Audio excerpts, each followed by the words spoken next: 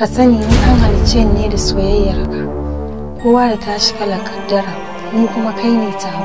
Wallahi tallahi duk duniya ni kadai ce wacce nake son ka. Ya kamata ka sani fa an halicce ka ne saboda ni. Anti ya nuna kamar mayya ta nace.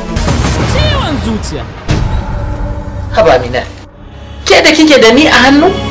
Kuma ina son na ƙara jaddada miki cewa ina son ki. In yi alƙawarin ga abin da muka yanke da ni da uwarta, shikenan ka zo kai ne zaka hana ni in cika burina? Amma kai ka tsaya kana ta damuwa akan mutuffan nisa. Ke dakata.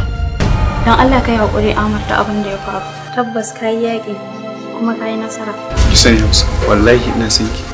Ka sani ba zan taba iya rayuwa idan babu kai ba. Ina son ka, zan iya yin komai akan ka. Alƙawarin da ka ɗauka mata yaudarar ta kake kenan? Da fatan dai zaki yafi duk irin abin da ya faru. Ko kuma su biyu zaka haɗa ka aura? Wallahi gashi nan dai. Ciwon zuciya. Shahararren kamfanin nan naku ne na MBK Film Production ke gabatar da shi. Na kasance ne yawan faɗa masa cewa ba a samun wani abu dole sai ka rasa wani abu.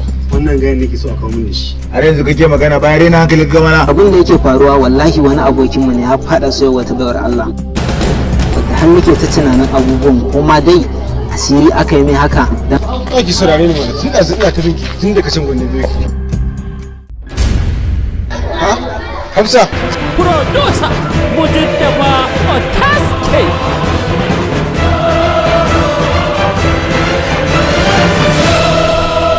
Daraktan shirin Mujtaba H. Muhammad.